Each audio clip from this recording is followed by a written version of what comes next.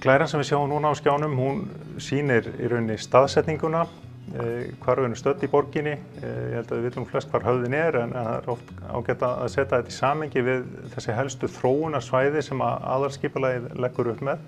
Það svæði sem við erum að vinna með núna í deiliskipulagstillögunum fyrst og fremst svona vestan til eða vinstra megin í svæðinu, þar sem eru tiltölulega fáar stórar lóðir, lítið af mannvirkjum fyrir.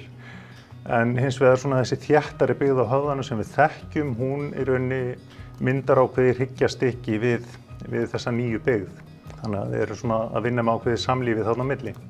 Annað hryggjarstykki í tillögunni borgarlínan og það má segja að tillagan öll og tillögurnar sem við erum að kynna í dag, þar í rauninni eru mótaðar miklu leyti í kringum legu borgarlínunnar í gegnum svæðið. Hérna sjáum við síðan bara svona hugmyndasneiðingu sem hefur í rauninni fylgt verkefninu alveg frá hugmyndasamkeppninni. Það sem eru einn helstu einkenni höfðans einmitt að þarna erum við að vinna á tveimur mismunandi sléttum í rauninni. Það höfðin annars vegar og hins vegar láglendið niður við Árnar. Og svona ein helsta áskorunin í skipulagi á svona svæði hvernig maður tengir saman þessa mismunandi landfræðilegu hæðarlegu.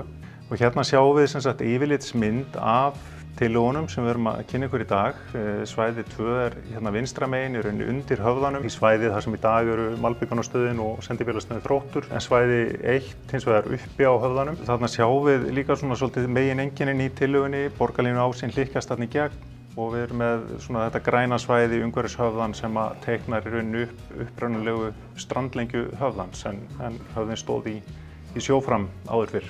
Rétt til að svona gefa ykkur aðeins hugmyndu vegalengdir, þá eru þarna sýndir 3 hringir, þarna eru radíusar upp á 250 metra. Þetta sýnir svona svolítið hversu gönguvænleg þessi hverfi eru. Neðri hringirnir 2 eru semst út frá biðstöðum borgarlínu, þessum 2 biðstöðum, annars vegar við Krossamýrartorg sem eru fjallað nánar á eftir á svæði 1 og hins vegar niðri á svæði 2, þar sem við erum með borgarlínustöð við Sævarhöfða. Hér sjáum við síðan í rauninni tillögurnar felldar saman við rafmagnsskipulagið séð úr norðri, þarna horfum við yfir Bryggjuhverfið. Hérna fremst á myndinni sjáum við tillögu að sundlaug sem verður kynnt nánar á eftir og sjáum í rauninni hvernig þetta leggst í rauninni þarna byggðin að höfðanum og ofan á höfðan. Síðan í lokin sjáum við annað skot úr suðri, þar sem við horfum í rauninni eftir breiðhöfðanum sem tengist þarna áfram, í rauninni í núverandi legu og áfram niður í Bryggjuhverfi og síðan það stórhöfðin sem verður í rauninni þessi nýji borgarlínuás sem hlykkjast í gegnum hverfið frá